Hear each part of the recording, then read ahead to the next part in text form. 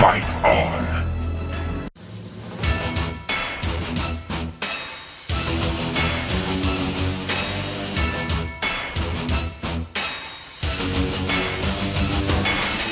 Hey everyone, what's up? Welcome back to Top Tier Arcade. My name is Steve, and you're back in the apartment. Now we're actually in the great room, or family room, in my apartment, where we house the rest of the games, as you can see. Miss Pac-Man is in the spare bedroom at the moment. So in this video we're going to be taking a look at the game behind me, which is Street Fighter 2 Champion Edition, the original dedicated arcade machine. And this is going to be part 1, which is the pickup. Like in every other of my videos, I have different segments of the cabinet itself. So ideally in this video again it's the pickup, and I'll walk you through pretty much everything I know about it. So let's get to it. It all began a few weeks after I got my Miss Pac-Man arcade. And I was playing it, I was digging it, trying my best to get a high score, and really enjoying that. It was fun having people over, kind of like a coffee table or a showpiece, informational piece, and so, we talked about it, and they would play it, and they really digged it. A few weeks and almost a month passed, and it was cool. It was like, I have the Pac-Man, and one night my wife's like, "Hey Steve, I'm going to be working late.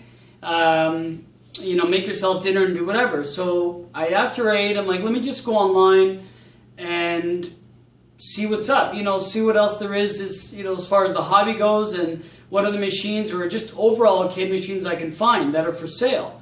And I go on local Canadian websites and also eBay and whatnot, and I saw a lot of my, childhood or classic games that I would love, and I'm like, let's see if Street Fighter would come up, being Street Fighter is my absolute favorite series of all time.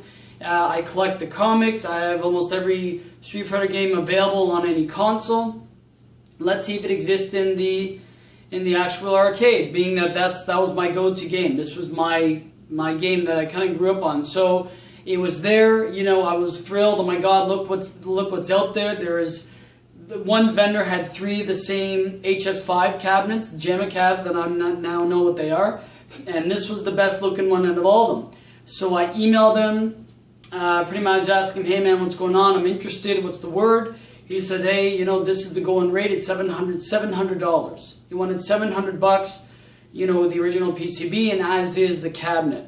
So I asked him, "Look, man, I want to pretty much plug and play it. What does it look like? Because I have my Pac-Man like that." And he said, "Well, no.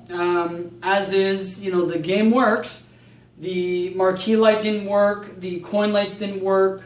The buttons," he said, 1 or 2 are not working, but he'll get working. And the screen is what it is. The bezel was faded. The Lexan on the CPO was thick and oranged out. So was the actual artwork on the CPU over all the years of food, smoke, and whatnot. And he goes, "Hey man, it is what it is." So we went back and forth, and he invited me over to just see it to his warehouse, which he has a lot of games. And I checked it out. I really digged it. I'm like, "Hey, it looks good." I wanted to get it kind of regardless, and he said to me, "Look," and I'm like, "It's too much, and he goes, "How about this? Give me 600 cash now, and it's a deal." And I'm like, "Cool," but the problem is, I didn't have a truck. I don't have a truck to pick it up. So he goes, "Look, man, I'm going to have to deliver it." So we made a deal to say, look, he's going to deliver it, not only curbside, but he's going to come upstairs, because normally it's curbside delivery. You take care of it thereafter. He fixed the actual marquee light and the coin lights. And he goes, "Fair?" I'm like, "All right, cool." Now, there's something on the back of the cabinet that I wanted. And I really wanted this cabinet for that reason. I'm going to show you in the next video, in the cabinet video, when I pull out the cabinet and show you. But I really wanted it. There was a reason.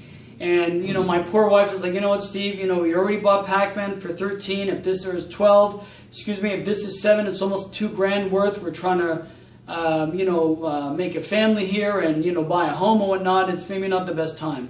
And I told her, "Mary, it's my favorite game of all time." She knows it is. Ryu, again, is my favorite fictional character. I love the series. I love everything about it. She goes, "If you really want it, fine." The funny part is, you don't see it here, but this whole wall was a big bookshelf, a beautiful one too.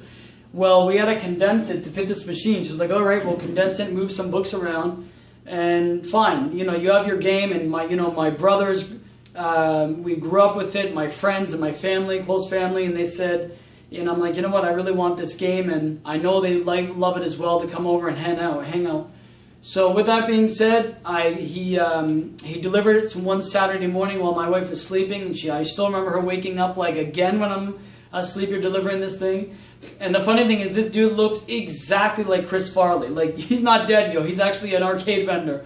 Exactly the same. He was a little firm, a little strict, and he goes, look, it's business. We got to do this. I'm like, all right, fine. He came in, showed me how to, kind of what to do quick with it, and that's that. Before he left, he saw that I had Ms. Pac-Man. And he goes, yo, you have Ms. Pac-Man? I'm like, yeah. And he goes, how much do you get it for? I'm like, look, I'm going to be honest with you. And I told him at the beginning I'm new to the hobby, which is not a good thing necessarily, because people take advantage of you. And I'm like, hopefully there's still good people left in the world. And he was all right, I assume. I told him I got it for $1,200. And $1,200, he looked at me and said, hey, if you want, it's a collector's piece, there's, collectors would pay big money for it, I'll give you $2,000. So he goes, I'll give you this machine for free and $1,300 for your Pac-Man, and I done deal. And I told him, no, I just got Pac-Man, I'm starting the hobby, never thinking it'd go beyond this. I just wanted kind of a player's game and like a easygoing, like kind of classic game. And he said, and I told him, no, I'm sorry, he's still in this industry. If I wanted to sell it, I probably could like that. And if I need things from him, I'm in touch with him as well. So that was pretty much the pickup. At the end of this video, I'm going to have the original picture of what it looked like. It's a little dark, so if it's hard to see, you'll see the marquees faded and the Lexan on the CPO. But that's pretty much the pickup. That's what it came down to, 700 Canadian dollars. That does not include the bezel, the CPO, and the side art, and whatever else I did to it, which I'll show you next video.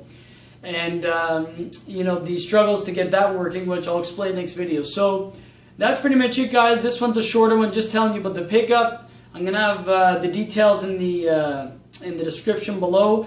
If you have not subscribed yet, please do so. The next videos are going to be super cool. Very excited to talk about them. Great information I have for you, and a lot of cool things about this game in the future and now, being that Street Fighter V was not only announced but shown. Very exciting stuff. I can't wait for that as well, and to do these videos because, again, there's so much more I wanted to tell you about it. If you haven't subscribed, please do so. Thanks for checking out the channel and tuning in. Thanks again for choosing Top Tier. All the best. Have yourself a great day. Peace.